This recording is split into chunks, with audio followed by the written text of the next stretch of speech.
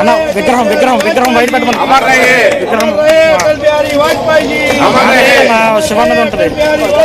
Okay Amar రహే माता की ఎప్పటికీ ఆయన अटल बिहारी वाजपेयी जी అమర్ రహే अमर रहे अटल కూడా बिहारी वाजपेयी చూస్తున్నారనేటువంటి जी అమర్ రహే अमर रहे अटल बिहारी గౌరవనీయ वाजपेयी మంత్రి जी అమర్ రహే साजिस्तान साजिस्तान अटल जी गारी आशियाలను సాధిస్తాం సాధిస్తాం अमर रहे अटल बिहारी वाजपेयी जी అమర్ రహే अटल बिहारी वाजपेयी जी మొత్తాన్ని ఆవిష్కరించారు గౌరవనీయ ముఖ్యమంత్రి వర్యులు శ్రీ నారా చంద్రబాబు నాయుడు గారు కేంద్ర మంత్రి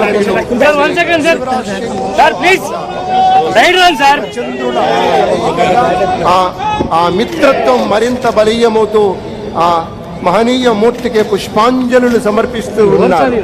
వినమ్ర మనస్సుతోటి పుష్పాంజలులు సమర్పిస్తున్నారు మన అటల్ బిహారీ వాజ్పేయి గారికి.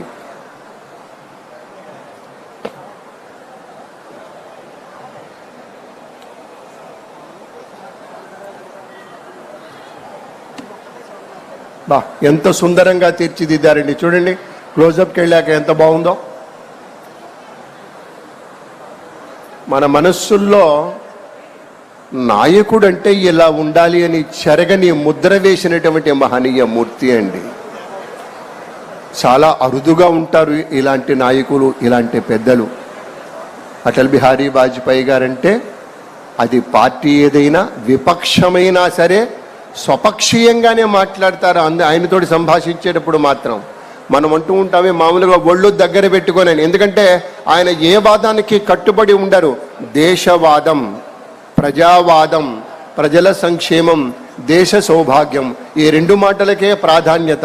కాబట్టి అంత నిక్కచ్చిగా అంత నిఖార్చగా నిలిచినటువంటి మహానాయకుడు, మహాయోగి, మహా తపస్వి, మహా ఋషి గౌరవనీయ అటల్ బిహారీ వాజ్పేయి గారిని మనవి చేసుకుంటూ, దేశం కంటే పార్టీ పెద్దది. ఆయన అన్నటువంటి మాటే దేశం కంటే ఒక్కొక్కసారి పెద్దదిగా ఉంటుంది. ఏది పార్టీ కంటే దేశం పెద్దదంటాడు. ప్రజాస్వామ్య అధికారం కంటే కూడా గొప్పది అంటారు. ప్రతిపక్షంలో ఉన్న ప్రభుత్వాన్ని గౌరవించేటువంటి వ్యక్తిగా, ప్రభుత్వంలో ఉన్న ప్రతిపక్షాన్ని ఆలింగనం చేసుకునేటువంటి ఒక నాయకుడిగా, అత్యవసరమైనటువంటి నేతగా ఎప్పటికప్పుడు ఆయన యొక్క రాజకీయ సంస్కృతి అనేది అలా ఉంటుంది. ఎప్పటికప్పుడు భవిష్యత్తుకు ఒక చక్కటి అజరామరమైనటువంటి భవిష్యత్తు సందేశం ఇచ్చినటువంటి మూర్తిగా ఎప్పటికీ గుర్తుండిపోతారు. ఒక బోధ చేసినటువంటి శక్తిగా గుర్తుండిపోతారు అటల్ బిహారీ వాజ్పేయి గారు.